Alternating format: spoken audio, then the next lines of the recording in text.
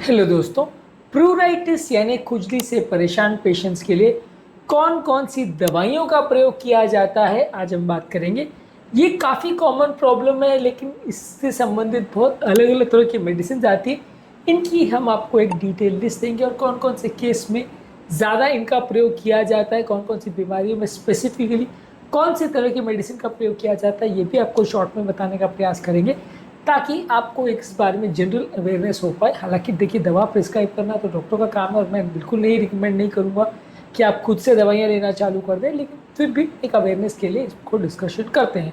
Topic पर जाने से पहले जो लोग हमारे चैनल पर नए हैं उन्हें रिक्वेस्ट करूँगा कि चैनल को सब्सक्राइब करें, वीडियोस को लाइक करें, शेयर करें, फॉलो करें, कमेंट करें। देखिए, टॉपिक इंपॉर्टेंट है, इसलिए इसे अंत तक देखिएगा। चलिए शुरू करते हैं इंपॉर्टेंट वीडियो।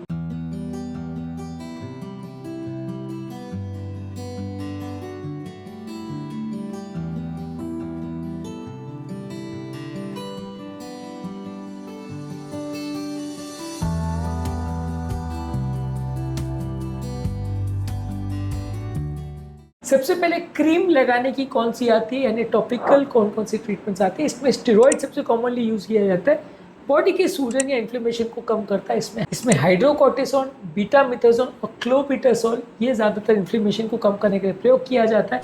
एक्जिमा और सोरियासिस के पेशेंट में ज़्यादा इसका प्रयोग होता है। इसके अलावा कैल्सिन्यूरिन इनहिबिटर्स जैसे टैक्रोलिमस और पेमेक्रोलिमस ज़्यादातर एटोपिक डर्मेटाइटिस जैसे इन्फ्लेमेटरी स्किन कंडीशन में इसका प्रयोग होता है। इसके अलावा एंटी हिस्टामिनिक मेडिसिन जैसे डाइफेनहाइड्रामिन और डोक्सिपिन क्रीम का प्रयोग किया जाता है। ये किसी भी तरह के एलर्जी के पेशेंट्स में अगर एलर्जी की वजह से खुजली हो रही है तो मदद करता है। मॉइस्चराइजिंग एजेंट्स जैसे सीटाफिल, यूसेरिन और एक्वाफोर इनकी मॉइस्चराइजर आते हैं जो स्किन को हाइड्रेट करते हैं, स्किन को सूद करते हैं। ड्राई स्किन की वजह से अगर खुजली हो रही है तो इसका प्रयोग किया जाता है।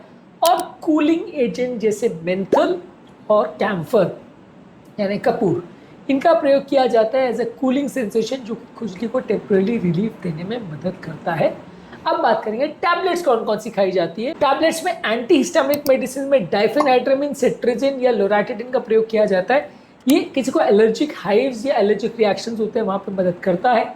स्टेरॉइड्स का प्रयोग किया जाता है जैसे प्रेडनिसोन, प्रेडनिसोलोन। सीवियर एलर्जिक और इन्फ्लेमेटरी कंडीशन में इसका प्रयोग होता है। एंटी डिप्रेशन मेडिसिन जैसे मेटाजपिन और डॉक्सिपिन का प्रयोग किया जाता है। ये एंटी डिप्रेशन मेडिसिन का कुछ एंटी हिस्टामिक प्रॉपर्टीज होता है और वो क्रॉनिक कंडीशन में लॉन्ग स्टैंडिंग अगर किसी को खुजली हो रहा है तो वहाँ पे प्रयोग किया जाता है। इसके अलावा अगर किसी को खुजली का ज़्यादा प्रॉब्लम है तो कुछ एंटी कन्वल्सेंट मेडिसिन जैसे गाबापेंटिन और प्रीगाबलिन का प्रयोग किया जाता है उन लोगों को जिनको नर्व डैमेज की वजह से खुजली होती है।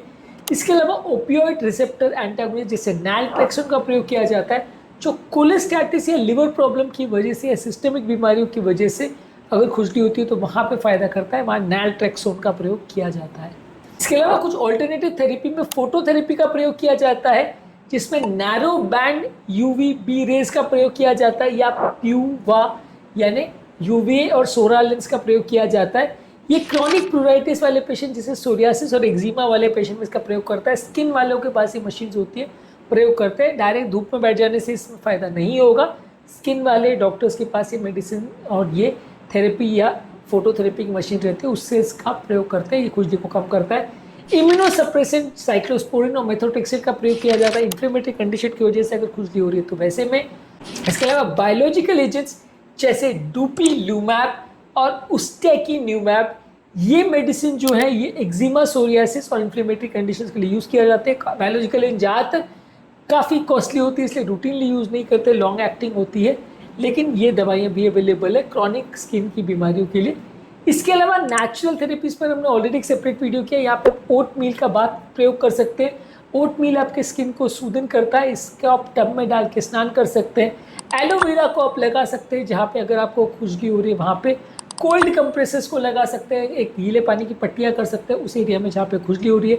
नारियल का तेल लगा सकते हैं जहाँ पे आपको खुजली हो रही है। किचन रेमेडीज़ क्या क्या मदद करती है जैसे कि पेपरमाइंट ऑयल है, टी ट्री ऑयल है, ये सारी चीज़ें मदद करती है।